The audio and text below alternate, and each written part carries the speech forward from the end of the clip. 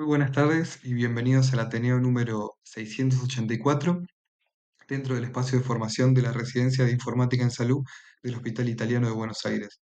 Mi nombre es Alejandro Cruz Carrozo, soy médico pediatra y actualmente residente de segundo año de la Maestría de Informática en Salud y la Residencia de Informática en Salud.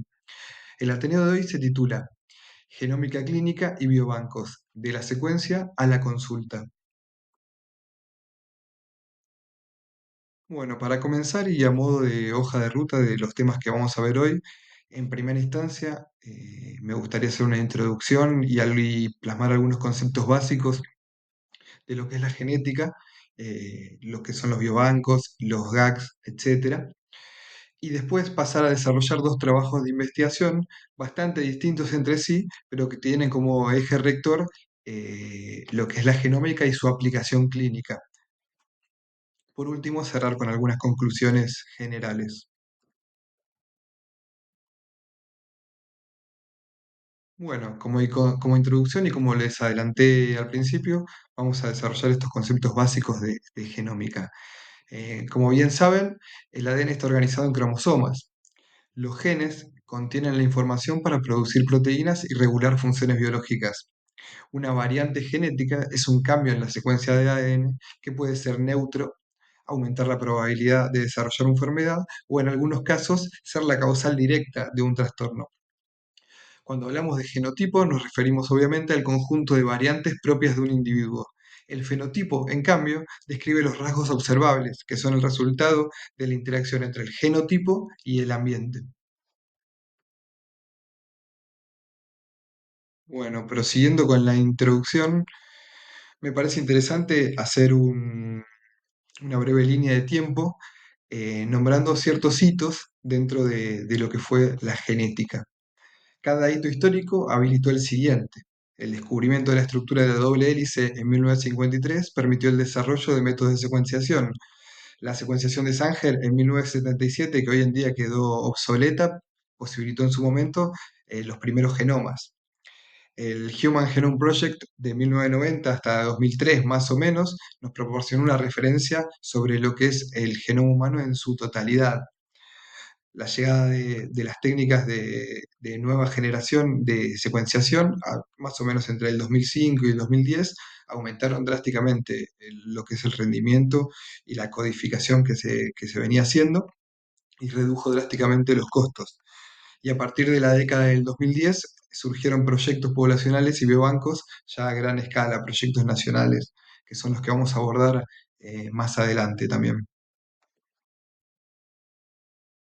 Pasando de esos hitos históricos, nos situamos en la actualidad, donde vivimos el auge de lo que es la medicina de precisión. Este es un enfoque que adapta la prevención, diagnóstico y tratamiento de enfermedades a las características únicas de cada persona, considerando sus genes, entorno y estilo de vida. Sus aplicaciones incluyen diagnósticos más precisos a través de pruebas genéticas, biomarcadores, terapias más efectivas y seguras en áreas como la oncología, la cardiología y la predicción de riesgos. Las proyecciones incluyen la integración de modelos de datos computacionales, expansión a más enfermedades y la necesidad de abordar desafíos éticos y de acceso para garantizar la equidad. ¿De qué se nutren esta medicina de la precisión y estas experiencias que vamos a desarrollar más adelante? Bueno, de las tecnologías que tenemos actualmente disponibles para la secuenciación del ADN y del genoma. Estos pueden ser paneles de expresión genómica, paneles de secuenciación de nueva generación, secuenciación del genoma completo. Vamos a ver bastante repetida esta sigla WGS, que es su sigla en inglés, y la secuenciación de ADN tumoral libre, que es una técnica bastante novedosa que se está empezando a desarrollar y a difundir. Siguiendo con las definiciones, un biobanco genómico es un repositorio organizado que combina muestras biológicas, ya puede ser sangre, tejidos o cualquier muestra que contenga ADN, con datos asociados a los registros clínicos de la persona o cuestionarios puntuales. Además, con productos de la secuenciación, lecturas, archivos lineales, llamadas de variantes que estén en ese individuo. Su propósito es generar valor científico y clínico identificar asociaciones genofenotípicas y desarrollar biomarcadores, validar scores de riesgo y habilitar iniciativas de medicina de precisión y políticas de salud pública. El valor de un biobanco aumenta cuando las muestras se vinculan a estos fenotipos clínicos. Existen varios tipos de biobancos. Los poblacionales, que representan un muestreo amplio, orientados a la salud pública, los enfocados o específicos por enfermedad, puede ser un cáncer, enfermedades raras, etcétera. Los clínico operativos, integrados al flujo asistencial, con devolución de resultados para el manejo clínico de alguna patología puntual, y los mixtos, que pueden combinar objetivos de investigación y de atención clínica. Cada tipo impone diferentes prioridades en diseño, gobernanza y obviamente en cómo devuelve los resultados o cómo se accede a esos resultados. Por último, y para terminar con las definiciones, quería aclarar lo que es un GAX, un sistema de archivo y comunicación genómica. Este tipo de sistemas almacena datos de secuenciación de nueva generación generados por un laboratorio de secuenciación. Y es análogo a herramientas que estamos familiarizados y que conocemos, como es, por ejemplo, un PACS, un sistema de archivo y comunicación de imágenes. Lo que hacen estos sistemas es almacenar archivos que no son adecuados tal vez para almacenarse directamente dentro de un registro clínico electrónico, como puede ser la historia clínica. En la clínica, la secuenciación del genoma permite mejorar el diagnóstico de enfermedades raras, orientar el manejo. En farmacogenómica facilita la individualización de fármacos y dosis. En prevención poblacional nos plantea la posibilidad de estratificar riesgos y en la práctica cotidiana exige la integración de datos estructurados tanto dentro de una historia clínica como en sistemas de CSS de ese tipo de alertas que entreguen recomendaciones adicionales al médico tratante. Además, estos desarrollos, obviamente, como ya dijimos y vamos a abordar más adelante, traen desafíos tanto éticos como logísticos. Hoy en día la principal limitación no es tanto generar la lectura de estos datos, sino gobernar, organizar e interpretar estos datos a escala clínica y poblacional.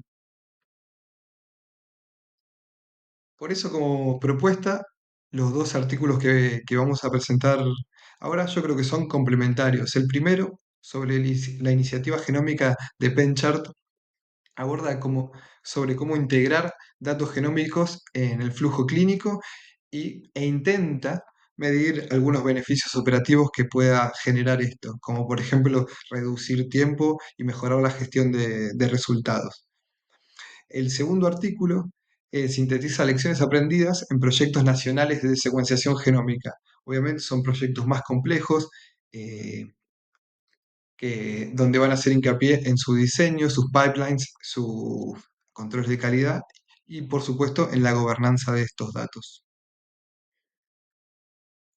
Bueno, pasando al primer estudio, la iniciativa genómica PenChart, como hablamos antes, de la Universidad de Pensilvania, es una colaboración multidisciplinaria que busca optimizar el expediente clínico electrónico, es decir, la historia clínica electrónica, para la presentación de servicios de medicina genómica. La mayor parte de Penn Medicine incluye 5 hospitales y centros ambulatorios afiliados, asociados a ellos, que comparten un único sistema de historia clínica electrónica. Utilizando como base esta historia clínica electrónica, se desarrolla la pestaña de medicina de precisión de PennChart como como una ubicación central dentro de la historia clínica para facilitar la visualización de todos los datos genéticos en un solo lugar y minimizar el riesgo de que se pasaran por alto o que se perdieran en el alto volumen de resultados que hay dentro de una historia clínica, como ya bien conocemos. En primer lugar, se configuraron todos los pedidos informatizados, los resultados de pruebas, los indicadores genómicos y el soporte para la decisión clínica del módulo de genómica. Cada componente requirió el desarrollo de su propia lógica, obviamente, e interfaz con el usuario final dentro de la historia clínica o el portal de pacientes. En segundo lugar, para que Penchart pudiera comunicarse con laboratorios externos de pruebas genéticas, fue necesario crear una planilla de HL7 específica para pruebas genéticas, así como también mapear los indicadores, nombres y códigos de observaciones lógicas, también conocidos como LOINC. Bueno, lo que vemos en la imagen es un breve cronograma de cómo se fueron dando estos hitos dentro del desarrollo de la iniciativa.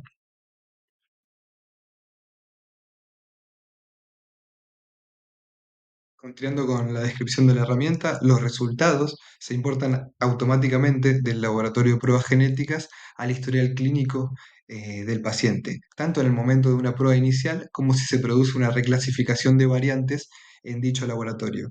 Cuando se reciben los resultados, los médicos solicitantes y sus equipos asistenciales reciben notificaciones que les recuerdan que deben revisarlos, a los que pueden acceder en la pestaña de Medicina de Precisión o en la pestaña de resultados generales, como ya estaba disponible dentro de la historia clínica. Todas las variantes importadas a la historia clínica se procesan mediante el motor de traducción genómica de EPIC para vincular las variantes patogénicas, probablemente patogénicas o clínicamente relevantes, con indicadores genómicos que señalan el riesgo potencial de enfermedad o los fenotipos de respuesta a fármacos. Estos indicadores genómicos se muestran en la página principal de la historia del paciente y se utilizan para facilitar la toma de decisiones clínicas. Acá lo que vemos en la imagen, bueno, es la solicitud del estudio, que es una interfaz que generaron de nuevo, y también el resultado del estudio, cómo es la visibilización dentro de la historia clínica. Avanzando ya al método del estudio, se trata de un estudio observacional mixto en un único sistema. El objetivo del estudio fue describir el impacto en la presentación de servicios de genética mediante, primero, la cuantificación del uso de datos genómicos dentro de la historia clínica electrónica. Segundo, la comparación del tiempo necesario para gestionar las solicitudes y los resultados de pruebas genéticas dentro y fuera de la historia clínica electrónica. Para esto se invitó a los asesores genéticos de los programas de genética médica y evaluación del riesgo del cáncer a participar de un estudio de tiempos. Los participantes informaron el número aproximado de minutos dedicados a gestionar tanto las pruebas genéticas consecutivas solicitadas y cuyos resultados se obtuvieron durante un mes, tanto para pruebas realizadas dentro como fuera de PenChart. Los datos se compararon mediante la prueba de la suma de rangos utilizando Stata. Y tercero, por último, a través de una entrevista se recopilaron las perspectivas de los miembros del equipo de la PGI sobre las lecciones aprendidas en este proyecto. Abordando los resultados del estudio, se recopilaron todos los datos de uso dentro de la historia clínica, incluyendo el número total de visualizaciones y los proveedores asociados, para la pestaña de Medicina de Precisión entre junio de 2020 y mayo de 2022. En este lapso de tiempo se ingresaron a la historia clínica electrónica 17.500 resultados. La pestaña de Medicina de Precisión de PenChart fue consultada 211.000 veces en los últimos 24 meses por alrededor de 18.000 profesionales sanitarios distintos. Y por último, se realizaron a través de esta iniciativa 4.073 órdenes para estudios genéticos.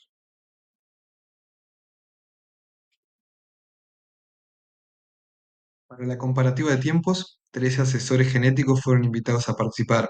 Se realizaron un total de 67 solicitudes de pruebas, 46 a través de PenChart y 21 en línea mediante portales específicos de cada laboratorio. El tiempo medio dedicado al registro de solicitudes fue de 2 minutos, entre 1 y 5 en total. Esto dentro de la historia clínica electrónica, en comparación con 8 minutos utilizando los portales específicos de cada laboratorio. Las actividades restantes de pruebas genéticas incluyeron 29 resultados gestionados después de la comunicación del paciente. De estos, 16 se gestionaron íntegramente a través de la historia clínica de este nuevo modal y 13 mediante portales externos específicos de cada laboratorio. El tiempo medio dedicado a la gestión fue de 1 minuto utilizando la historia clínica y de 5 minutos si se utilizaban los portales externos. Ambos tiempos nos dan una P menor a 0,001, lo que nos hace pensar que este cambio en los tiempos no es producto de la casualidad. Por último, Tres asesores genéticos y analistas de sistemas de información que participaron en la iniciativa y formaron parte del desarrollo de esta herramienta, fueron invitados a participar en entrevistas para compartir sus perspectivas sobre las lecciones aprendidas durante este desarrollo.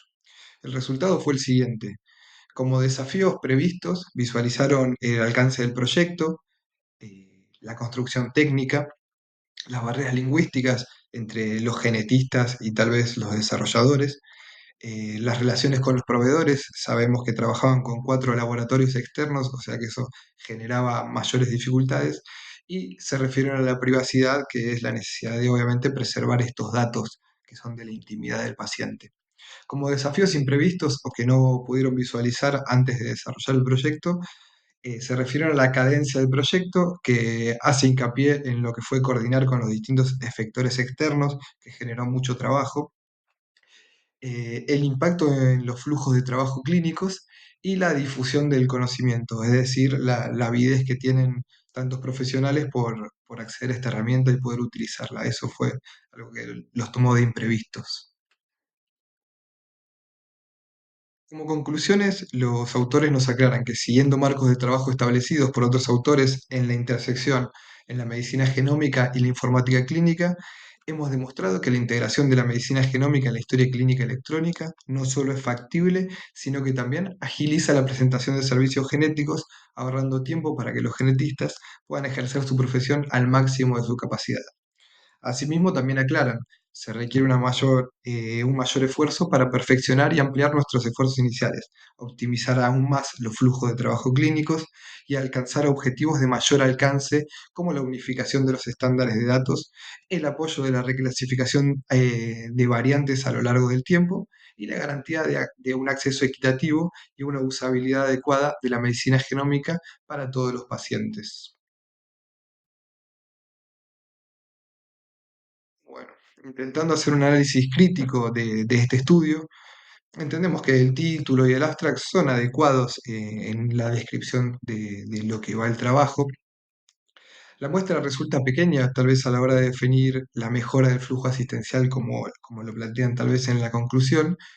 Eh, con respecto a si este trabajo es extrapolable o no por las características de los centros asistenciales abordados, yo creo que no es extrapolable a otras poblaciones o a otros centros médicos. Eh, y también la precisión de los resultados de los datos considero que tal vez es insuficiente, ya que los logs, por ejemplo, dentro de la historia clínica, por sí solos no implican una mejora en el flujo asistencial como tienden a asumir o como asumen en el trabajo. Y tal vez el modo en que se tomaron los tiempos que fueron referidos por los profesionales a la hora de comparar los tiempos que se tardó en analizar los datos genéticos no brindan suficiente seguridad en torno a la calidad de estos datos. Por eso haría falta más investigación en torno a esto o por ahí más profunda con una N más grande. Por último, resulta innovador el trabajo y es una experiencia que me parece relevante. Pasando al segundo artículo, la revisión analiza experiencias de proyectos nacionales de secuenciación genómica con el objetivo de sintetizar prácticas, desafíos técnicos y lecciones aplicables a biobancos poblacionales en general.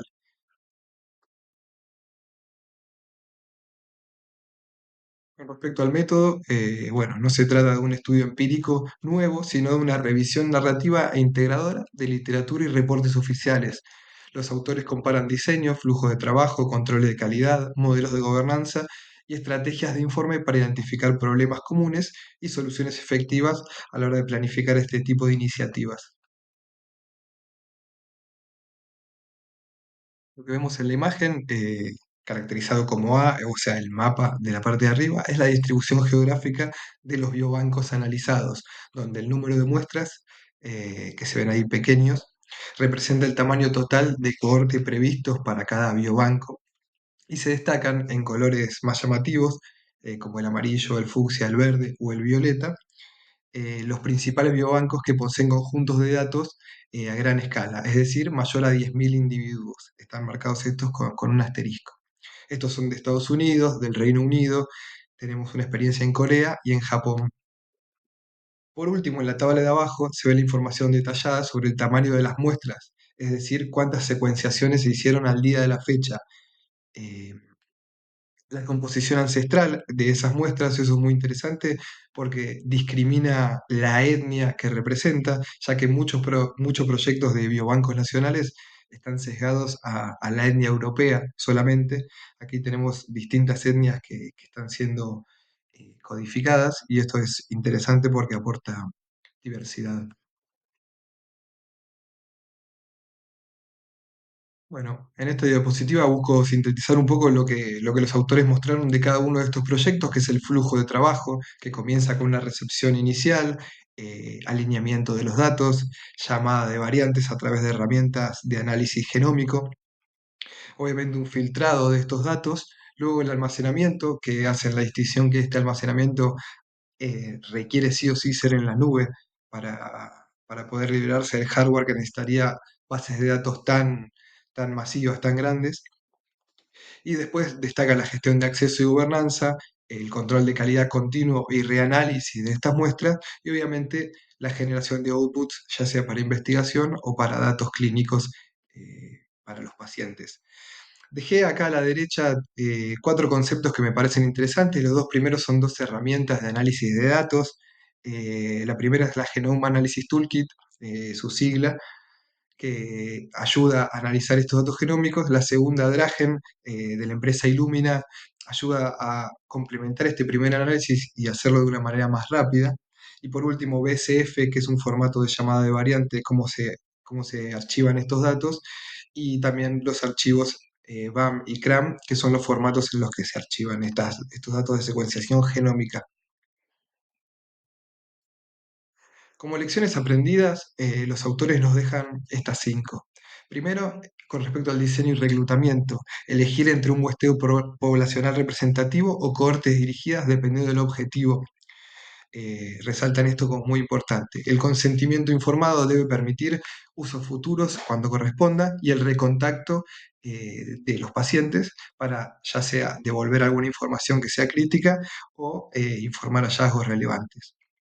En segunda instancia, la generación de datos y control de calidad.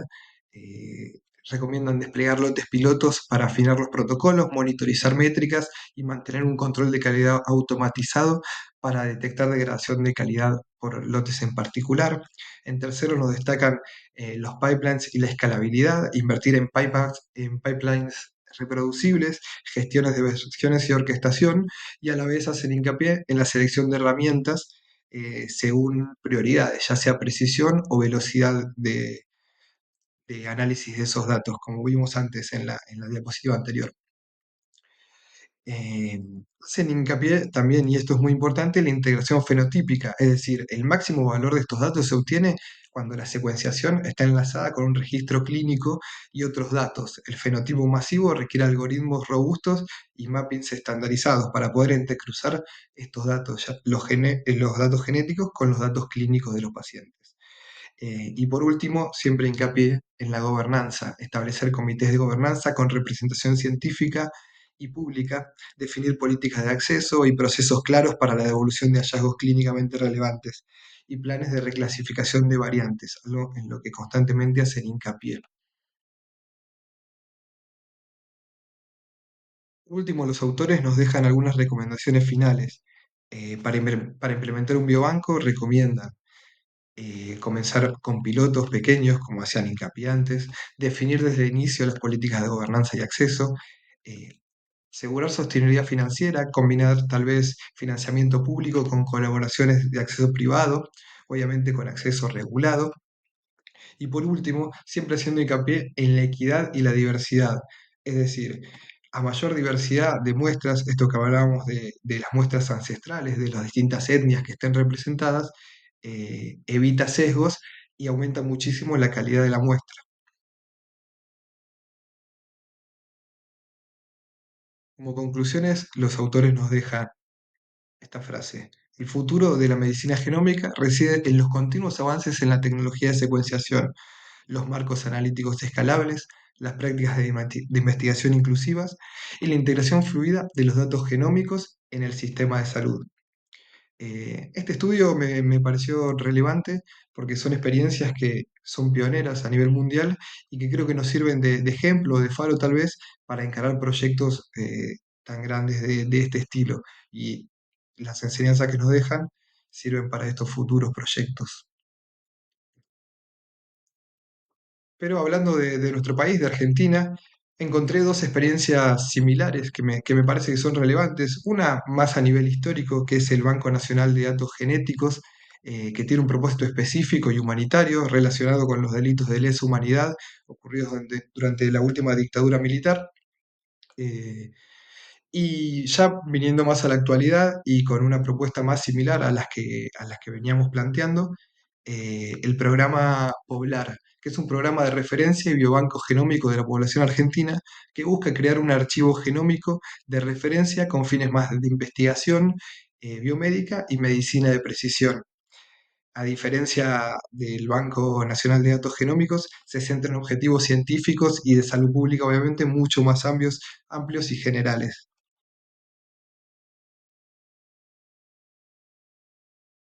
Llegando al final y a modo de conclusión, entendiendo la medicina precisión por ahí como el futuro de la salud, o lo que se viene, y con base en las experiencias expuestas, me parece que cabe resaltar que el diseño, la construcción e implementación de archivos genómicos requieren, entre otras cosas, de equipos multidisciplinarios, en los que yo creo que nuestra disciplina desempeña y va a desempeñar un papel central.